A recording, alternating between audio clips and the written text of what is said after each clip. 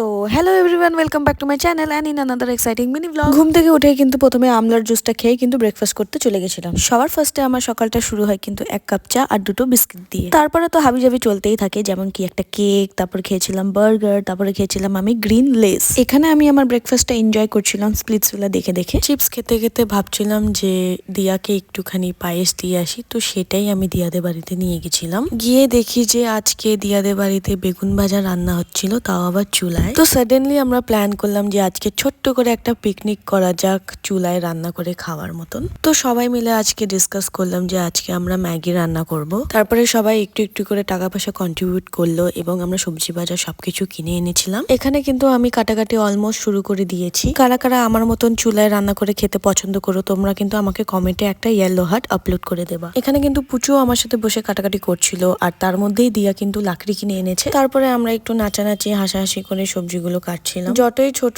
বড় পিকনিক হোক, পিকনিকে নাচবো না এরকম কোনো কথাই না। আর এখানে পুচুও কিন্তু নিজের হুক স্টেপটা দেখিয়ে দিয়েছে। এখানে কিন্তু আমি 5 মিনিটে সবজি কাটতে বসে কিন্তু আমাদের 1 মিনিটে সবজি কাটাগুলো হয়ে গেছে। জোকস আপার্ট, এটা কিন্তু নর্মাল একটা ফুড ট্রানজিশন হলো, সবজি কাটা ট্রানজিশন হলো বলতে গেলে। তো চলো এখন কিন্তু রান্নাটা শুরু করা যাক। সো এখানে আগুনটা ধরানো অলমোস্ট হয়ে গেছে, আর আগুন না ধরালে তো রান্নাও হবে না। তো সুন্দর করে আগুনটা ধরানোর পর কড়াইয়ের মধ্যে তেল দিয়ে তেল কিন্তু আমরা গরম করে নিয়েছি। তারপরে তেলের মধ্যে ছেড়ে দেবো রসুন এবং কাঁচা লঙ্কা, তারপরে কেটে রাখা সবজিগুলো কিন্তু তার মধ্যে অ্যাড করে দেবো, যেটার মধ্যে ছিল গাজর, পেঁয়াজ, টমেটো, মটরশুঁটি এবং ক্যাপসিকাম। সুন্দর করে সবজিগুলো অ্যাড করার পর কিন্তু ভালো করে লাল লাল করে ভেজে নেব।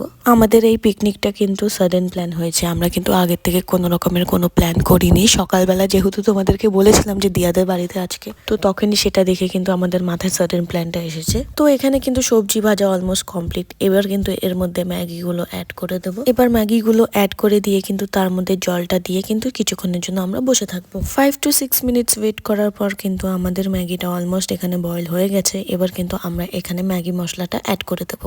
মশলাটা মিক্স করার পর এবার কিন্তু আমরা অ্যাড করে দেবো একটু পরিমাণে সোয়া সস। রান্নার শেষে ধনেপাতা দিয়ে অ্যাড করেই কিন্তু আমাদের ম্যাগিটা এখানে কমপ্লিট।